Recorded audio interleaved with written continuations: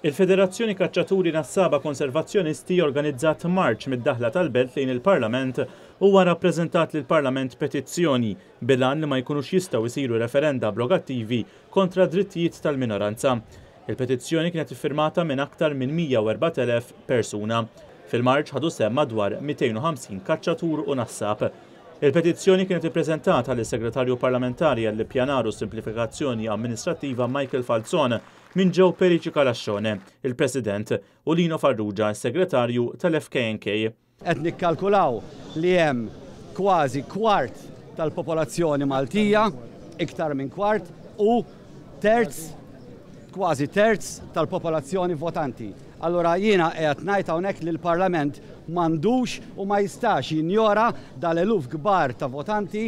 Fil-petizzjoni l-FKNK titlob li tkun diskussa l-liġi dwar ir-referenda biex ma jkunx jista' jsir referendum abrogattiv b'mod vendikattiv biex inqerdu drittijiet tal-minoranza.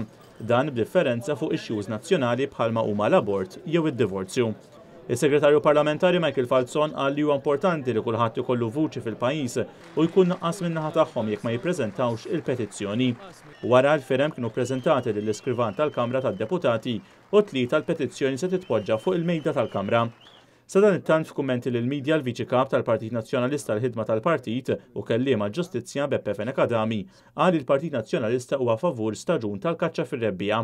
Il-Partit Nazzjonalista huwa favur illi ikun hemm staġun tal-kaċċa fir-Rebbiegħa.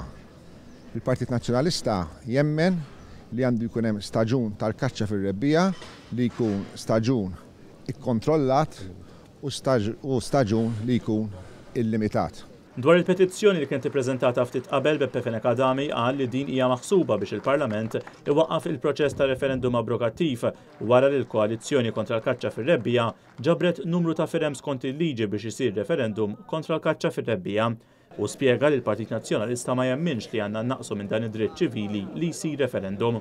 Il-Partit Nazzjonalista ma jemminx illi għandna innaqsu minn dan id-dritt ċivili. Illum nitkellmu ħafna fuq drittijiet ċivili u forsi wieħed mill-ikbar drittijiet ċivili li għandhom iċ-ċittadini huwa propju illi ċ-ċittadini jistgħu jinġabru bejniethom, jiġbru numru ta' firem kif rikjest bil-liġi u jkun jista' jsir referendum. Fis-stqarrija l-koalizzjoni biex titwaqqaf il-kaċċa fir-Rebbiegħa qalet li jekk aktar minn 100,000 firma tal-petizzjoni li resqet l-FKNK fil-Parlament jirrappreżentaw appoġġ ġenwin għall-kaċċa fir-Rebbiegħa, dan għandu jwassal għal dibattitu interessanti qabel ir-referendum nazzjonali dwar din il-kwistjoni li mistenni jsir is-sena d-dieħla.